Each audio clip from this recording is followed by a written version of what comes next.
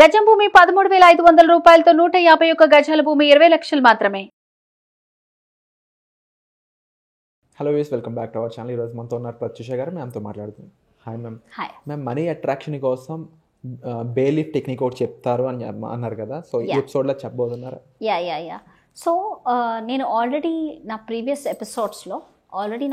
ఎపిసోడ్స్లో నేను అదేంటి మనీ బౌల్ అని గైడ్ చేశాను. మనీ బౌల్ అనేది వెరీ వెరీ పవర్ఫుల్ అండి. మనీ బౌల్ తయారు చేసుకోవడం, ఇది దీంట్లో కాయిన్స్ వేసేసి, దీంట్లో ఏదైతే క్రిస్టల్స్ ఉంటే క్రిస్టల్స్ వేసి, ఏంజలిక్ క్రిస్టల్స్ వేసి, ఏదైనా గణపతి విగ్రహం పెట్టి ఆ మనీ బౌల్ని మీరు పౌర్ణిమ రోజు ఛార్జింగ్ చేసుకొని, ఛార్జింగ్ ఎలా చేసుకోవాలదంతా నేను పౌర్ణిమ సెషన్స్లో చెప్తాను.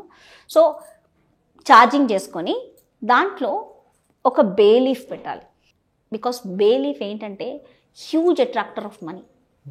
ఈ బే లీఫ్, బిర్యానీ లీఫ్ మనం బిర్యానీలో వేస్తాం కదా, ఆ స్మెల్, అది వేసినప్పుడు ఆ రోజు ఎంత అబండెంట్, మీరు ఆ స్మెల్ కూడా చూడండి. మీరు బిర్యానీ కుక్ అవుతున్నప్పుడు ఆ లీఫ్ వేయగానే మొత్తం ఇల్లంతా స్మెల్ అయిపోతుంది, ఇల్లంతా స్ప్రెడ్ అయిపోతుంది ఆ స్మెల్.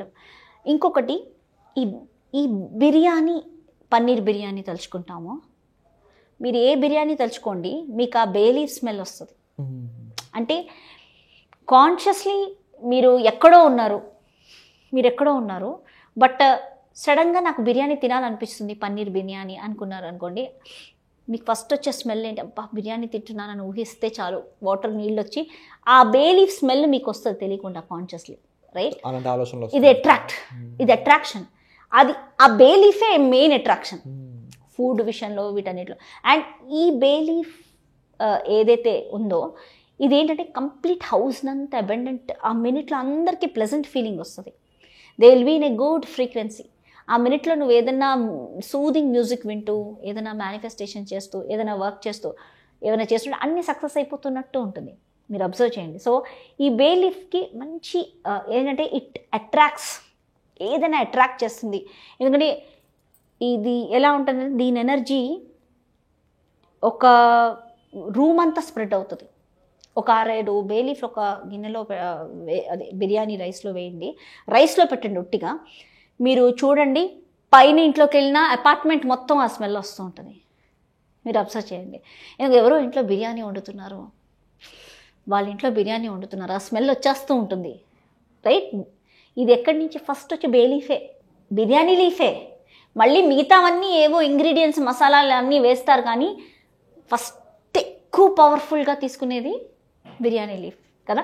సో ఈ బిర్యానీ లీఫ్ ఏం చేస్తుంటే ఒక ప్లెజెంట్ ఆఫ్ మైండ్ అవుతుంది మనకి, ఒక అబెండెన్స్. ఎక్కడికైనా వెళ్ళినప్పుడు కూడా అబెండెంట్గా ఫుడ్ పెడతారు, బిర్యానీ పెడుతుంటారు, బిర్యానీ ఎక్కడికి వెళ్ళినప్పుడు బిర్యానీ కావాలి. సో ఇదేంటి, అబెండెంట్గా ఫీల్ అవుతూ తింటాం, రైట్? పెళ్ళిళ్ళలో వాటిట్లో కూడా ఇదే స్మెల్ వస్తూ ఉంటుంది, రైట్? సో ఇదేంటంటే ఒక మంగళప్రదాన్ని క్రియేట్ చేస్తుంది.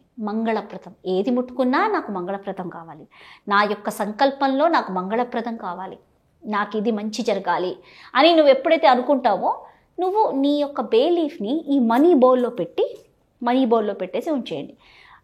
మనీ బౌల్లో ఓపెన్డ్గా ఉంచవచ్చు, బాక్స్లో కూడా ఉంచవచ్చు. నువ్వు ఎప్పుడైతే బాక్స్లో ఉంచావో, ఆ bay leaf smell will spread into those money coins and all. నువ్వు ఎక్కువ మనీ అట్రాక్ట్ చేస్తావు నీ లైఫ్లో, okay?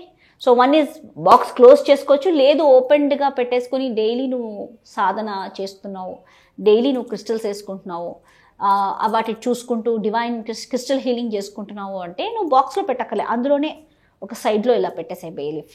It's a huge attractor of money. ఎందుకు, ఏమిటి, ఎలా, దీనికి రీజన్ అనేది ఏమీ లేదు. నాకు మా హీలర్ చెప్పారు, నేను విన్నాను, నేను పెట్టాను, నాకు అయిపోయింది, నాకు మంచిగా సక్సెస్ వచ్చింది. సో నేను అందరికీ చెప్తున్నాను బే లీఫ్ పెట్టుకోమని. బట్ దీనికి ఒక లాజిక్ అనేది, దీనికి ఎందుకు ఈ టెక్నిక్ పనిచేస్తుంది, దీనికి ఏంటి రూట్ కాజ్ అని ప్రశ్నలు వేస్తే నాకు తెలియదు.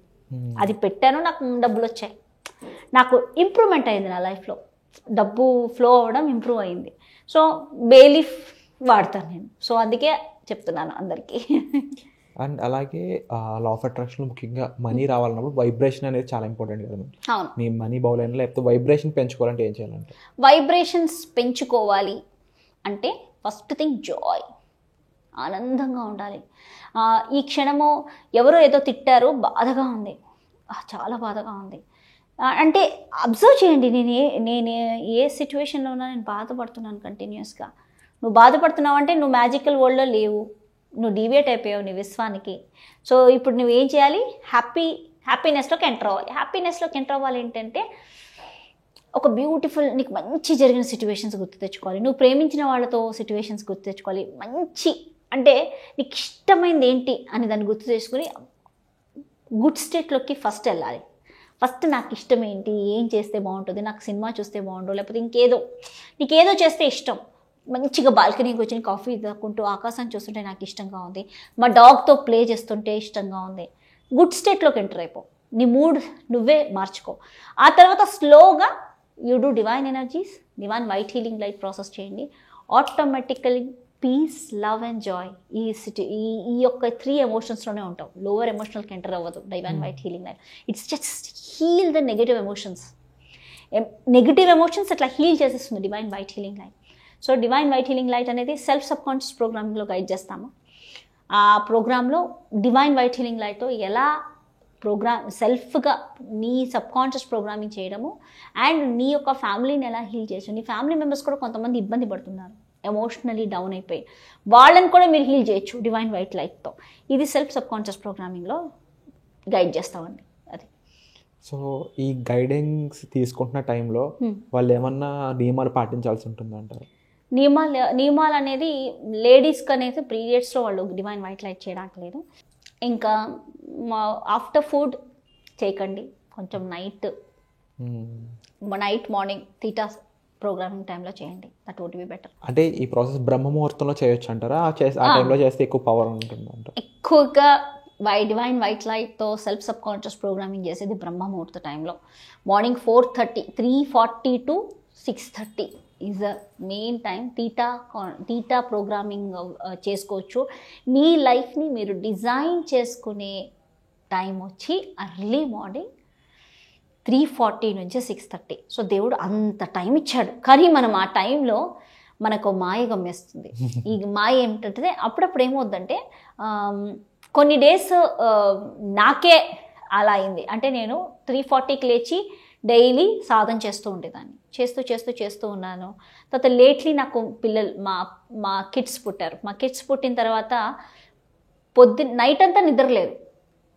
వాళ్ళకి పాలు పట్టడం, వాళ్ళకి కూర్చోవడం, నైట్ అంతా వాళ్ళు ఏడవడము, ఎత్తుకోవడం, తిరగడము.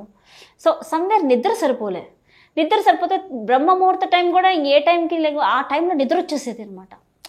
ఆ టైంకి లేచి ఏమైనా రాయాలంటే నాకు స్ట్రెస్ అయిపోయింది. వాళ్ళు పెరిగేసిన తర్వాత కూడా అలవాటు అయిపోయింది లేజీనెస్. 3:40కి నైట్ నేను అనుకుంటాను మనసులో, లెగవాలి 3:40కి లెగవాలి అని. 3:40కి లెగవాలి అనుకుంటాను, ఏదో ఒక సిచ్యువేషన్ వస్తుంది, మా పాపకు అక్కడమో ఏదో అయిపోతుంది, రాత్రి లేట్ అయిపోయింది, పడుకొని 12 అయిపోయింది, 3:40కి మెలకు వస్తుంది. నా ఇన్నర్ చైల్డ్ నన్ను లేపుతుంది, నేను లేస్తాను. లేచిన తర్వాత కాసేపు పడుకుందాను లేని మళ్ళీ 4:30కి లేచి అప్పుడు మెడిటేషన్ చేస్తాను. అంటే 3:40కి లెగవాలని అలారం పెట్టుకుంటే నేను 4:30, 4:45కి లేస్తున్నా. అంటే నాకే అది కష్టంగా ఉంది. 4:45, 4:30కి లేస్తుంటాను. అప్పుడు అందరికీ హీలింగ్స్ పంపిస్తూ ఇవన్నీ డివైన్ ప్రాక్టీసెస్ చేస్తూ ఉంటాను.